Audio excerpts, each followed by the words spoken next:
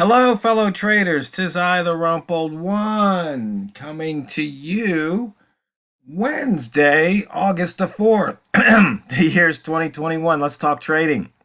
How to analyze a chart, part 7. And part 7, just like all the other parts, are for educational purposes only. Your results may differ from mine. So, yesterday, I was showing you the fib chart. This one. Um, and I think you can see right now I've got it set to the daily. And I noticed what I should probably do is put some parentheses or brackets right here. So it will show 0 if there's current and 1 if you're using the fibs from the previous day. Because right now you have to figure it out. And maybe I'll even add a my note comment to this indicator, the TRO dynamic fibs. But one of the things you can see here from this chart is the retracements. And what's really interesting is, let's look at yesterday. You see you had this big down bar. Well, this would be a return bar. Well, look what happened today. Price returned to that open. Now, this bar right here, that's a pretty big bar. What happened? Price returned to that open. That's why I call these return bars. So what do we see today? We see this big bar right here. What's this? This is a return bar. You see the big bar right over here? Now look at this. You see this open right here? Price returned to it right here today. Failed to close above it here on the H1 chart. Failed to close above it, fell back down, and you come right back down to the close right here, and look what happened. But you can see here, we're looking at this bar here. It's a nice return bar, and this one right here would also be considered a return bar. And you can see price did that, and then price came and just washed it out. Now, of course, there was some news, but there's always something that's driving the market. So news days just sometimes accelerate it. But analyzing the chart, using the idea of return bars and then with the fib retracements, and if we go ahead and we take this indicator and we set it and use yesterday's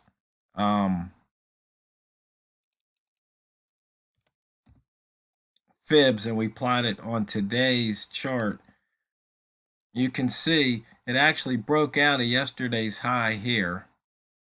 And then when it did that, it returned back down to the 38 level here.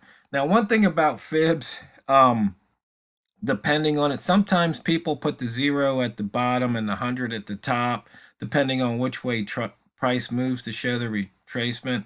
I do it like a thermometer. 0 is always at the bottom and 100's always here at the top. And then that way I don't have to try and flip it around in my mind. So that's just how I like to do fibs. Now, a little more chart analyzing. So we know price has to range, right? We've said that over and over and over again.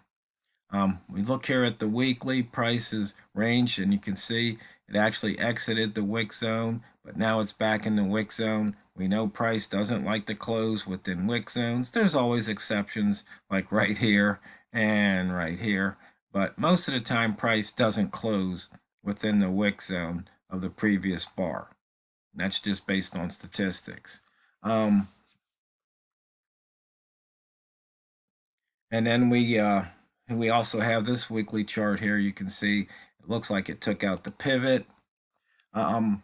We analyze the chart sometimes on the opening range of the week. So here's the first day, Monday. You can see what happened today. Broke out at a high. Now it came back within, and we're within 5 pips of the weekly open right here. And so we know price has to range away from the weekly open when it opens, which it did, both directions. We get that opening range. And then the same thing, this will be the monthly opening range because the month and week started on the same day.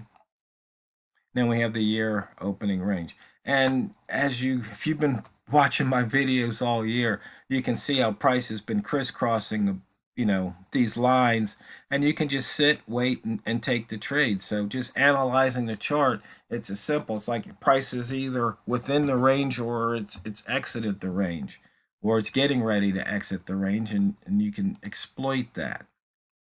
For the year, we're 261 pips above the open. Um, and so how would you use this? Well, once again, when it gets so far away, then usually it reverts back. Revision to the mean. Well, this is revision to the open. But when it gets close enough to the open, prices has to range away. That's how you exploit it. Inside bar. We've got the same thing with the inside bar. We had a weekly inside bar 4 weeks ago. If we set the chart to the weekly, you can see where that inside bar occurred. And look what happened. Once again, broke out of the low, broke out of the high, broke out of the high, broke out of the high. Really not much in the analyzation other than identifying the bars and then taking action, setting trades at those occurrences.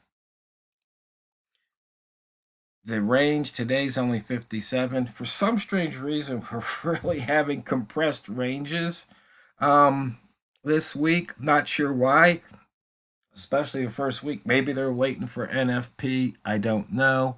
And in a way, it doesn't matter. You just have to trade what you see, trade the market as the market is. And you can see here we've crisscrossed the across the daily open. Here's the daily open line. There's a crisscross right here. Same thing here. You can see prices once again moving away from the open. It's taken out the pivot. Rats. Actually, it says range too low because I've updated the rat zone indicator. Where did I put it? I think I updated it. Yeah, min range. I've got it set to 60. So it needs to be above 60 before it's a valid rat trade. That way there's 20 pips between the two zones. And here we're just at 57. So we're close, and you can still trade it. That's just what I like to see. I like to see some movement before I start looking for reversals. And the reason being is that we know it's only 57 pips. Chances are it might go bigger than that. It might get towards 80. And we'll just have to wait and see. So as we're coming near that current daily low, chances are I would say it's probably going to push down further. But we just have to, once again, wait and see. It could reverse and push up and make a new high. Though price tends to move away from the open, especially when it's only 7 pips below the open, probably it'll go further. I don't know. We'll just have to wait and see. So when you're doing these analysis, it's always a wait and see. Never read your own press releases, and just respect the market and what it's doing at the time. Because you might think it's going to do something, you might predict it's going to do something, but it could do something entirely different. And you can even come down to lower time frames if you like, if you want to try and get in more price action, pinpoint the moves. Do that sometimes. And then as you can see here, price is kind of just oscillating in this lower 20 pip zone at the moment. Here's nice rat reversal trades here. Breakout. And we took out the pivot. It looks like we took out the weekly pivot so far here. So daily pivot's been taken out.